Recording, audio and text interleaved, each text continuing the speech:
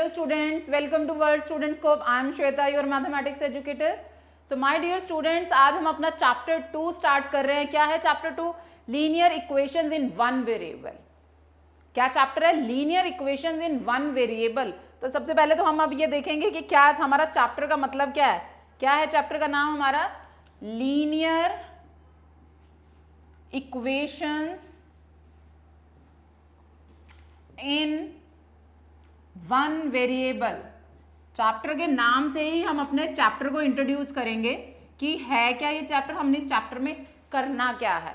सबसे पहले तो मुझे ये बताओ कि लीनियर इक्वेशंस क्या हैं, है ना. वेरिएबल क्या हैं, इक्वेशंस क्या हैं. पहले तो हम ये देखें, हमने अर्लियर क्लासेस में क्या सीखा है, अपने अलजेब्रिक एक्सप्रेशंस और इक्वेशन सीखी हैं. वर्ड याद है ना, क्या है?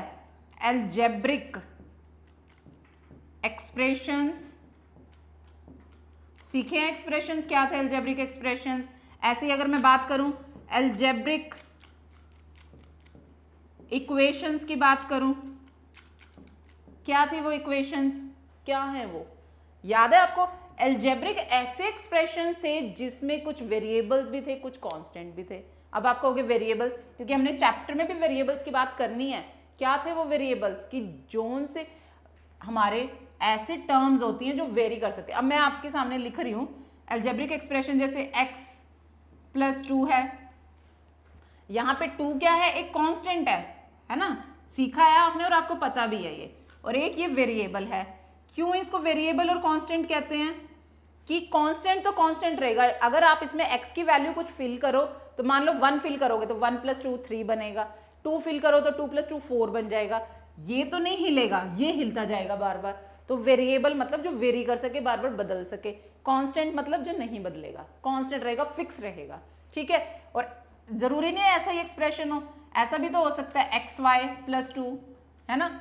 ऐसा भी हो सकता है x² + y² + 2 भी हो सकता है ना. ऐसे हो सकता है. और अगर हम बात इक्वेशंस की करें, अगर मैं ऐसे लिख दूं x + 2 = 1, कुछ भी, कि यहाँ पे एक लेफ्ट हैंड साइड है और एक राइट हैंड साइड है, बीच में = का साइन है, कि x की किसी एक वैल्यू के लिए हमारा लेफ्ट हैंड साइड और राइट हैंड साइड बराबर होगा.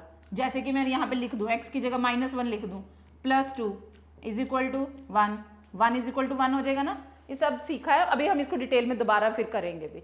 तो बात क्या है हमारी यहाँ कहने का मतलब, कि इक्वेशंस वहां होती हैं जहां = का साइन हो बीच में, और एक्सप्रेशंस क्या होते हैं जहां x y कुछ वेरिएबल्स भी हों, कुछ कांस्टेंट्स भी हो, या सिर्फ वेरिएबल्स भी हों.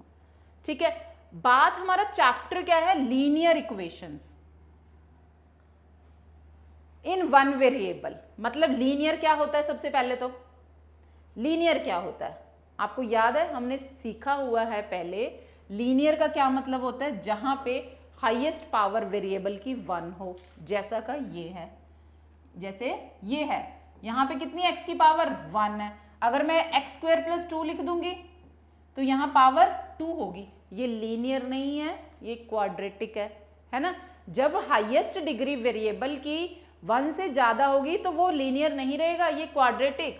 अगर x³ + 2 हो जाएगा तो ये क्यूबिक हो जाएगा, है ना. ये क्यूबिक हो जाएगा. इस तरह से हम पॉलिनोमियल्स को रीड करते हैं, है ना. तो हम क्या बात कर रहे हैं कि हमने चैप्टर में पढ़नी है लीनियर इक्वेशन, यानी कि जहां पर वेरिएबल सिंगल पावर के साथ हो, सिंगल एक्सपोनेंट के साथ हो, यानी कि x + y + 2. अगर हम यहां बात करें, ये लीनियर ही है, क्योंकि वेरिएबल की पावर्स 1 है. पर हमारे चैप्टर में है ओनली इन वन वेरिएबल, यानी कि वेरिएबल भी एक वाला ही हम डिस्कस करने वाले हैं. यानी कि या तो x + 2 वाली फॉर्म हो या y + 2 वाली फॉर्म हो. ठीक है. कैसे एक्सप्रेशन हम सॉल्व करने वाले हैं? जिसमें एक वेरिएबल हो और पावर भी एक हो, यानी कि linear equation in one variable. इस चैप्टर में हम डिस्कस करेंगे. अब आपको चैप्टर समझ आ गया. हम इस चैप्टर में करने क्या वाले हैं कि लीनियर इक्वेशन हो, लीनियर हो, पावर 1 हो और वेरिएबल भी एक हो. समझ आ गया. अब देखो, अब हम मूव करते हैं हमारे आगे की चैप्टर में करने क्या वाले हैं. Solving equation which we have linear expression on one side and number on the other side. वही अभी जैसे मैं एग्जांपल दे रही थी ना कि लीनियर इक्वेशंस होंगी, एक साइड पे कोई इक्वेशन जिसमें वेरिएबल होगा और दूसरी साइड हमारा कोई नंबर होगा, और वो नंबर कोई भी रैशनल नंबर हो सकता है। रैशनल नंबर हमने चैप्टर 1 सीखा है ना, रैशनल नंबर, तो वही होगा। अब वही है, देखो इसका एग्जाम्पल अब हम डिस्कस करने लगे हैं। एग्जाम्पल 1 क्या कह रहा है, find the solution of 2x minus 3 is equal to 7। 2x minus 3 is equal to 7। अब देखो लीनियर इक्वेशन है, चैप्टर के accordingly linear equation in one variable, linear है क्योंकि पावर 1 है, वेरिएबल भी एक है और ये इक्वेशन भी है क्योंकि बीच में इक्वल टू का साइन है ना। हम वही जो चैप्टर का नाम बोला है वैसा ही क्वेश्चन है। अब इसको सॉल्व करना है। अब इसको बच्चे सॉल्व कैसे करना है, हमने क्या करना होता है, जब भी कोई इक्वेशन होती है, ठीक है, उसमें लेफ्ट हैंड साइड में या किसी भी साइड में जो वेरिएबल है उसको एक तरफ रख के बाकी सारी चीजों को हमने दूसरी साइड ले जाना है। अब यहाँ पे हमारी वेरिएबल वाली टर्म ये पूरी है अभी तो, क्योंकि 2 और x मल्टीप्लाई हो रहे हैं, इसको एक साइड रख के बाकी सारा राइट हैंड साइड ले जाओ। क्या है इसके साथ, माइनस का 3 है, हम इसको राइट हैंड साइड लेके जा रहे हैं, 7 3। अब इसके आगे माइनस आएगा कि प्लस। हमने क्या सीखा हुआ है, अगर आपने एक्सप्रेशन इक्वेशंस याद है, आपने अर्लियर क्लास में अपनी सीखी है, तो लेफ्ट हैंड साइड पे अगर टर्म माइनस की है तो राइट हैंड साइड जाके प्लस की हो जाएगी, और अगर ये प्लस की होती तो राइट हैंड साइड जाके वो नेगेटिव हो जाती। नेगेटिव है तो वो प्लस हो जाएगी, ये लेफ्ट हैंड साइड पे, और राइट हैंड साइड पे अगर जाएगी, राइट पे जाएगी तो माइनस वाली प्लस, प्लस वाली माइनस, और जो मल्टीप्लाई वाली है लेफ्ट पे वो राइट में जाके क्या हो जाएगी, डिवाइड में हो जाएगी, और अगर डिवाइड में है तो वो मल्टीप्लाई हो जाएगी। आगे ना बात समझ में, ऐसे लेफ्ट से राइट में जो भी नंबर जाता है ऐसे बदलता है, ठीक है। तो हमारे यहाँ क्वेश्चन में माइनस में था तो ये प्लस में बदल जाएगा, ये कर दिया हमने। तो 2x इज इक्वल टू 7 और 3 10, 7 और 3 मल्टीप्लाई ऐड होंगे तो 10 बनेगा। अब देखो हमें x की वैल्यू निकालनी है, इसको अकेला फ्री करना है। अभी तक तो ये फ्री नहीं हुआ, 2 अभी इसके साथ फिक्स हुआ पड़ा है ना, अभी इसके साथ चिपका हुआ है 2, यानी इस 2 को भी हटाना पड़ेगा यहाँ से। अब जब x और 2 के बीच में कोई साइन नहीं है तो इसका मतलब मल्टीप्लाई है। अब यानी कि ये 2x के साथ मल्टीप्लाई हो रहा है तो राइट हैंड साइड जाएगा तो क्या होगा, जो मल्टीप्लाई हो रहा है वो उधर जाके divide, x is equal to 10/2। ठीक हो गया। अब ये आपको टेबल पे काटना आता है ना, 2 5 जा 10, तो यानी x इज इक्वल टू 5। तो उसने कहा था कि सॉल्यूशन दो इसका, फाइंड द सॉल्यूशन, तो x इज इक्वल टू 5 इसका आंसर आ गया ना, कितना सिंपल था। ओके, अब ऐसे ही हम नेक्स्ट क्वेश्चन कर सकते हैं। यहाँ पे देखो 2y plus 9 is equal to 4। हमने क्या सीखा है, सबसे पहले जो वेरिएबल वाली टर्म है उसको एक साइड रखना है, बाकी सारा हटा दो वहां से। तो 4 9 इधर प्लस का है तो राइट हैंड साइड जाके माइनस का, अभी मैंने बताया आपको, ठीक है। अब क्या बना, 2y is equal two plus का 4 माइनस का 9, प्लस माइनस माइनस होता है, 9 में से 4 गया 5, और साइन कौन सा आएगा, जो बड़े वाला है, यानी कि माइनस का 5 आ जाएगा। अब y को अकेला रखना है हमें, जो भी वेरिएबल है उसको अकेला करना है हमें, सारा कुछ वहां से हटाना है। अब 2 इसके साथ, जो 2 है अभी इसके साथ है, तो यानी ये अभी यहाँ मल्टीप्लाई में, उधर जाके डिवाइड में, तो यानी कि क्या सोल्यूशन आ गया, y इज इक्वल टू -5/2। ये भी इजी था, कर लो इसको भी नोट, ठीक है। देखते हैं अब हमारा नेक्स्ट क्वेश्चन क्या कह रहा है। अब देखो, अब आप कहोगे ये तो कोई मुश्किल सा क्वेश्चन आ गया, बिल्कुल भी मुश्किल नहीं है। देखो अब फिर से यहाँ पे इसको सॉल्व करना है, तो यानी कि फिर से वही कहेंगे जो वेरिएबल वाली टर्म है। अब वेरिएबल वाली इस टाइम ये पूरी एक टर्म है ना, जो भी उसके साथ है 3, वहाँ पहले जो 2 क्वेश्चन किए हैं वहाँ पे कोई नंबर मल्टीप्लाई में था, यहाँ 3 डिवाइड में। इसको एक तरफ रखो, बाकी सबको इसके पास से जो भी इसके साथ बैठे हैं हटा दो उसको। राइट हैंड साइड में एक तो -3/2 है, यहाँ पे ये वाली जो टर्म है 5/2 प्लस हो रही है, तो क्या उधर जाके ये माइनस हो जाएगी, ठीक है, माइनस का 5/2। अभी हमने इसको एज इट इज लिखते हैं।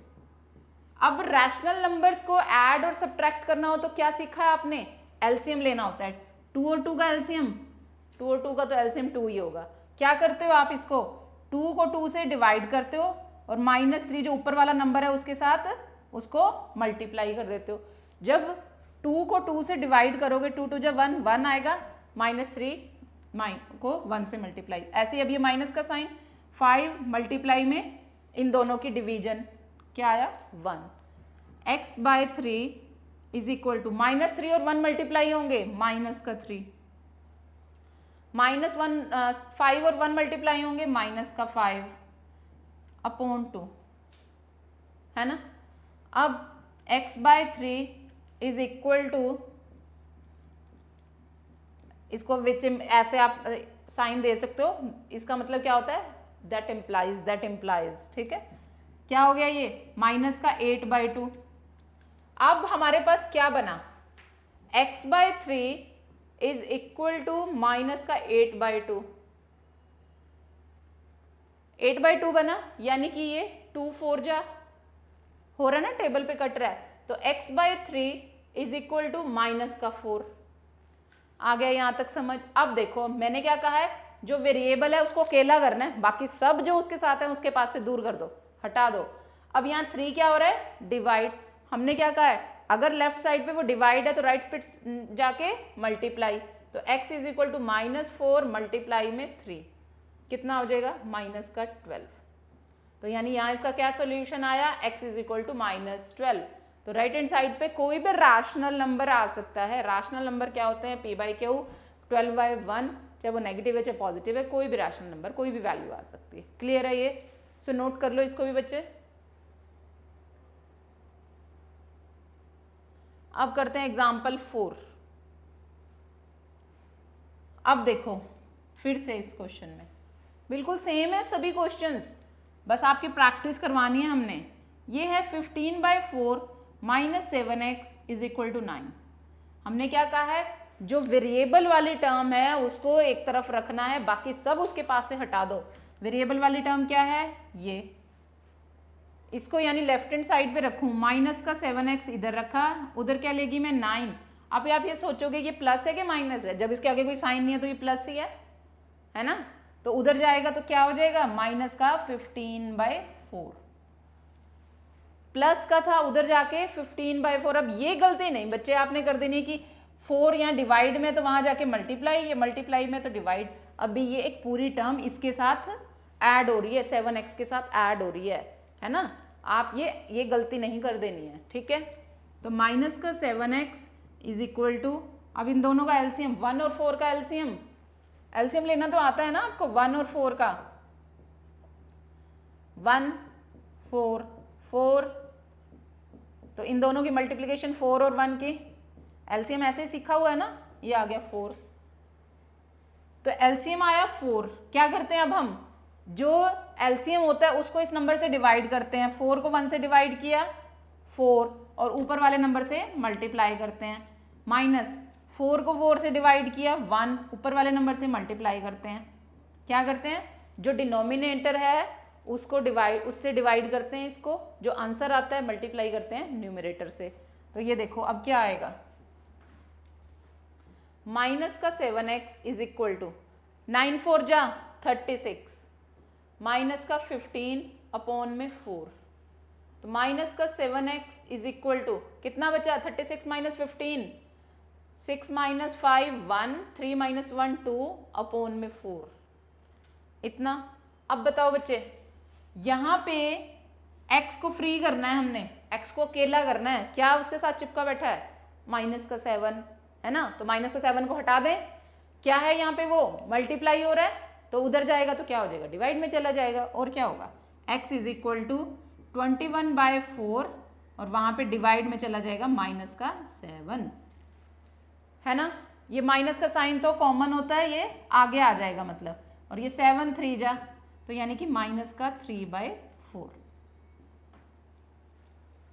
ठीक है। तो ये x का आंसर आ गया। क्लियर है कैसे बना ये, सो नोट कर लो इसको भी।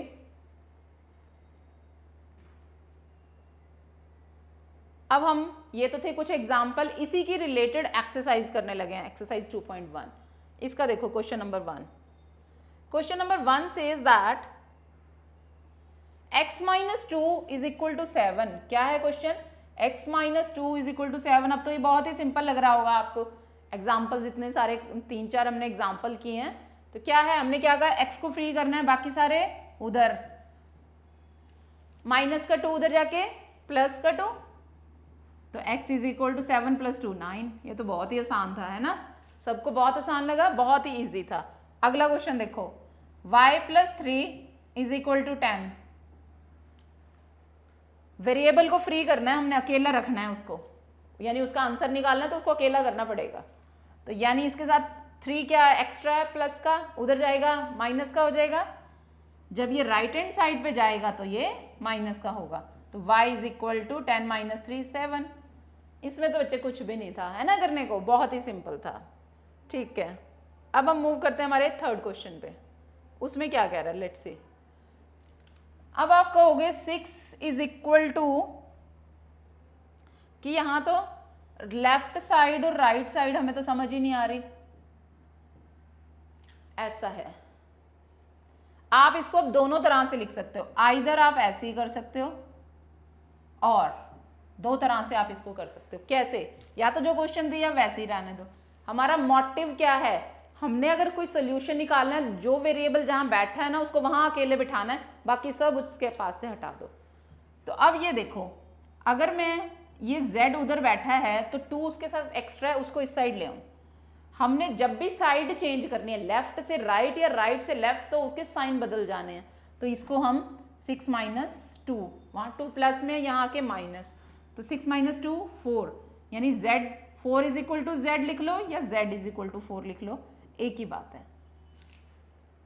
और कहने का क्या मतलब है मेरा, कि अगर ये क्वेश्चन आपको ऐसे दिया, आपको ऐसे समझने में मुश्किल हो रही है, तो अगर हम ऐसे लिख दें इसको, z plus 2 is equal to 6 लिख दें, तब भी कोई फर्क नहीं पड़ता। ठीक है, आप इसको ऐसे लिख दो, फिर तो करना आ जाएगा। यहाँ पे प्लस का 2 एक्स्ट्रा है, हम इसको वहां लेके जा रहे हैं राइट हैंड साइड पे, ये माइनस का हो जाएगा, z इज इक्वल टू 4, है ना? आगे सबको समझ? कुछ भी नहीं था, बस आपको कंफ्यूज करने वाली बात थी और कुछ नहीं था। और मुझे लगता नहीं कि आप कंफ्यूज हुए होंगे, आपको तो बहुत ही आसान लगा है ना?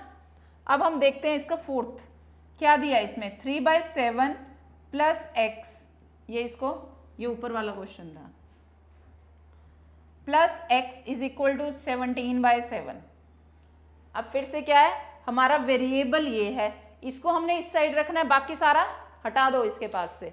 तो यानी which implies x is equal to 3/7, यहाँ प्लस में है इसके साथ, ये देखो ये प्लस हो रहा है ना यहाँ पे, और ये है भी प्लस का, तो उधर जाएगा माइनस का। तो क्या हो जाएगा, 17/7 माइनस 3/7। रैशनल नंबर्स को कैसे, फ्रैक्शन वाले नंबर को कैसे सॉल्व करते हैं? एलसीएम लेना है, एलसीएम ले लिया 7, 7 को 7 से डिवाइड किया 1, 1 को 17 से मल्टीप्लाई किया 17, 7 को 7 से डिवाइड किया 1, 1 को 3 से मल्टीप्लाई किया 3, 3 आ गया। अब क्या आ जाएगा, x is equal to 17 minus 3 14 upon में 7, 7 2 जा 14, तो यानी x का क्या आंसर आ गया हमारे पास 2। बस इतना सही करना था, इजी था ना?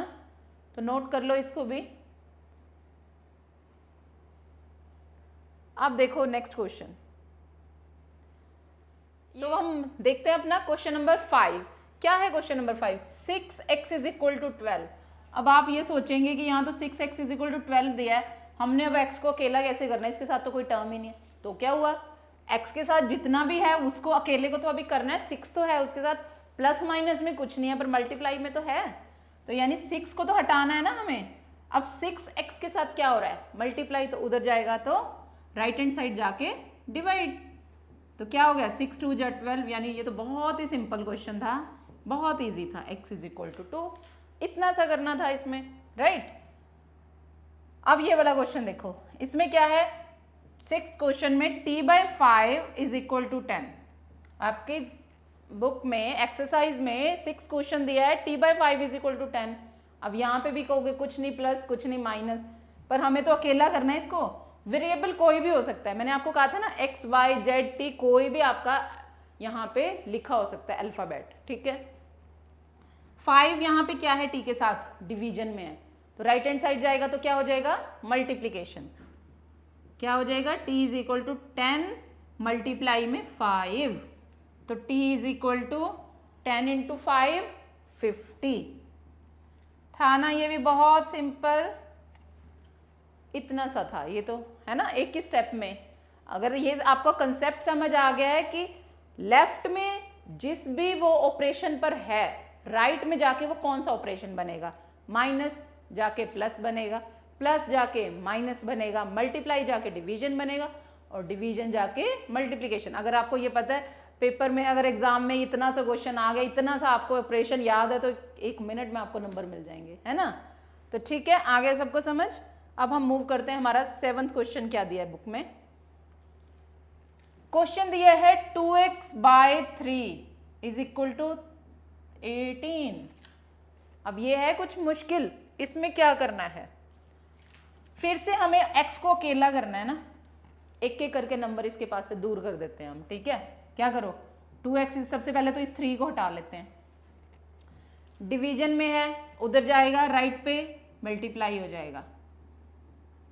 अभी भी x के साथ 2 बैठा है, तो 2 को भी हटाऊं, चलो जी 2 को हटाया, यहाँ पे ये मल्टीप्लाई हो रहा है, तो राइट पे जाके डिवाइड, 18 मल्टीप्लाई 3 डिवाइड में 2, अब x अकेला हो गया, बस अब ठीक है।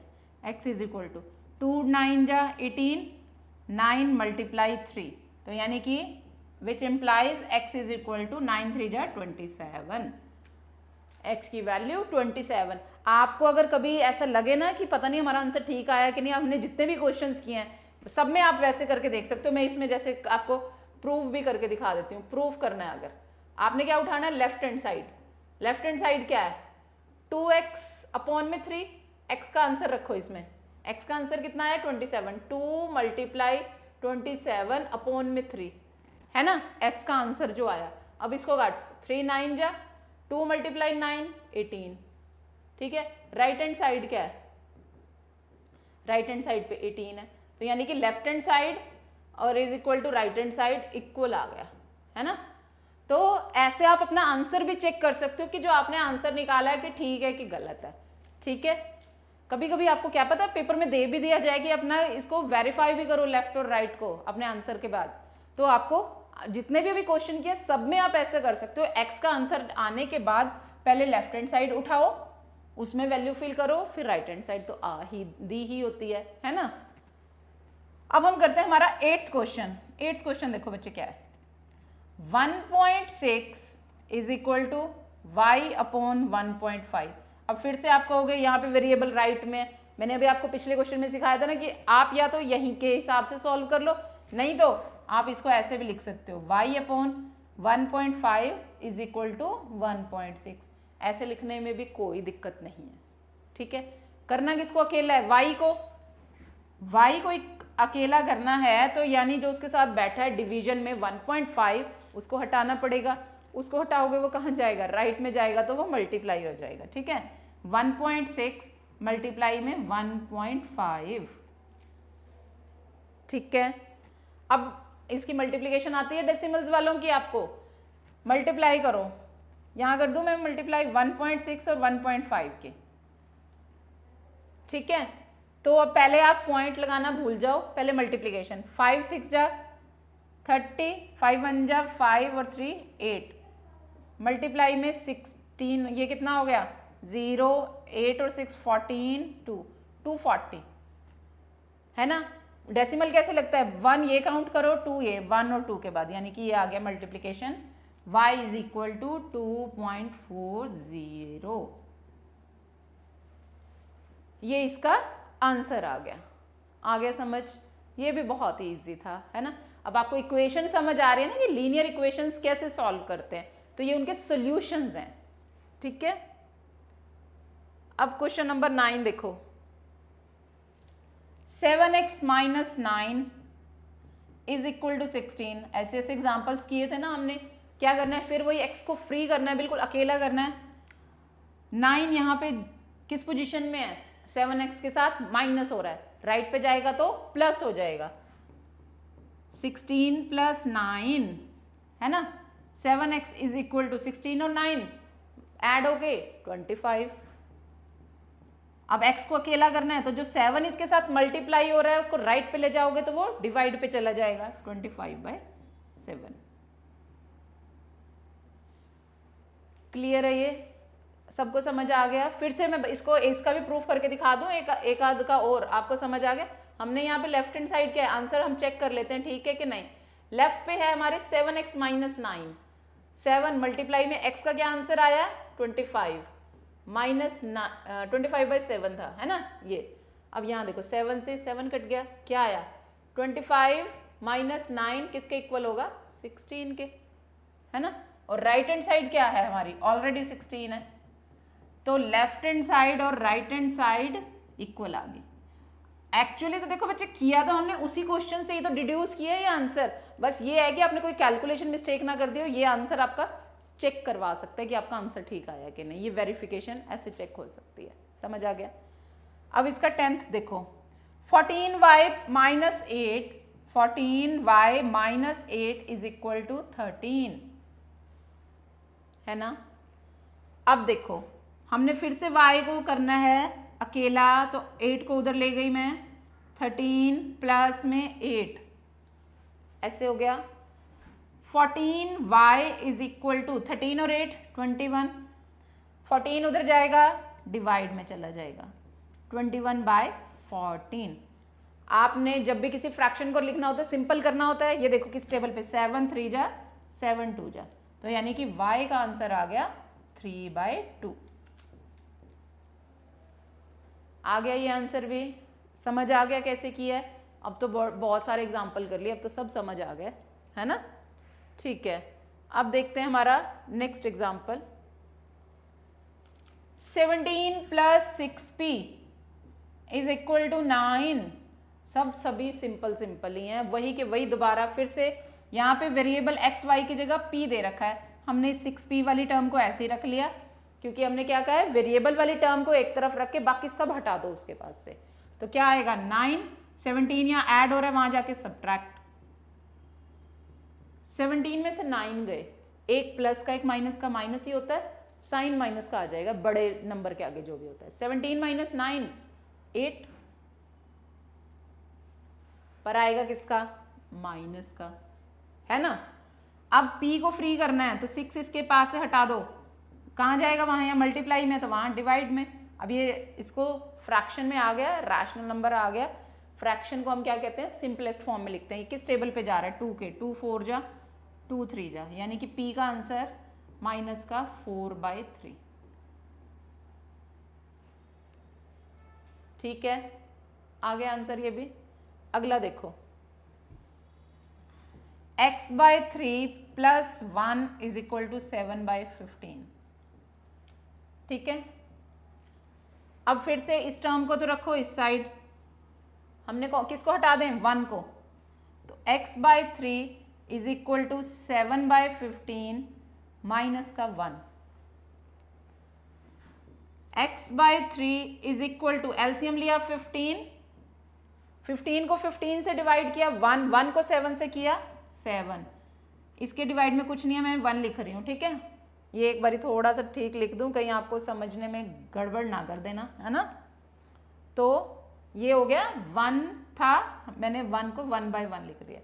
15 को 1 से डिवाइड करोगे तो 15 आएगा, और फिर ऊपर वाले 1 से मल्टीप्लाई करोगे तो 15 ही आएगा। तो यानी क्या बचा यहाँ पे, x/3 इज इक्वल टू 15 में से 7 जाएंगे, एक है प्लस का एक है माइनस का, प्लस का 7 माइनस का 15 सॉल्व करोगे कितना आएगा, माइनस का 8/15। इतना तो नहीं होएगा ना, अभी x को अकेला करना है, 3 अभी उसके साथ बैठा है, कहाँ बैठा है, वो डिवीजन पे बैठा है। अगर मैं राइट में लेके जाऊंगी तो वो वहां मल्टीप्लीकेशन पे हो जाएगा, माइनस का 8/15 मल्टीप्लाई में 3, है ना। अब देखो 3 5 जा 15, तो यानी कि x का आंसर यहां से कितना आ गया, माइनस का 8/5। ठीक है, ये x का आंसर आ गया। ऐसे क्लियर है सबको? So please note it down. हो गया सबका? तो इस तरह से बच्चे हमने क्या है, लीनियर इक्वेशंस इन वन वेरिएबल के सॉल्यूशंस फाइंड किए। अब आपको सबको समझ आ गए? तो अब ये तो था कि आपको डायरेक्ट स्टेटमेंट दिया है कि लेफ्ट हैंड साइड कुछ है, राइट हैंड साइड कुछ है, इसको सॉल्यूशन दे दो। पर मोस्टली बच्चे पेपर में किस टाइप का आएगा कि कुछ आपको स्टेटमेंट दी होगी, वहां से लीनियर इक्वेशन पहले तो बनेगी कुछ, फिर उसको सॉल्व करना पड़ेगा। उसकी प्रैक्टिस भी हम अब करेंगे, पर वो हम नेक्स्ट क्लास में करेंगे। तब तक आप इनको लीनियर इक्वेशंस को लेफ्ट और राइट में कैसे सॉल्व करते हैं उसकी प्रैक्टिस करो, सो दैट जब हम नेक्स्ट लेक्चर में, नेक्स्ट वीडियो में उन एप्लीकेशंस को सीखेंगे, जो स्टेटमेंट प्रॉब्लम्स को सीखेंगे, तो आपको वो स्टेटमेंट समझ आ चुकी हो, ये लीनियर इक्वेशन सॉल्व करनी आ चुकी होगी, तो स्टेटमेंट के साथ कैसे वो सॉल्व करेंगे वो आपको ईजी लगेगा। ठीक है, तो अभी के लिए इतना ही। Thank you.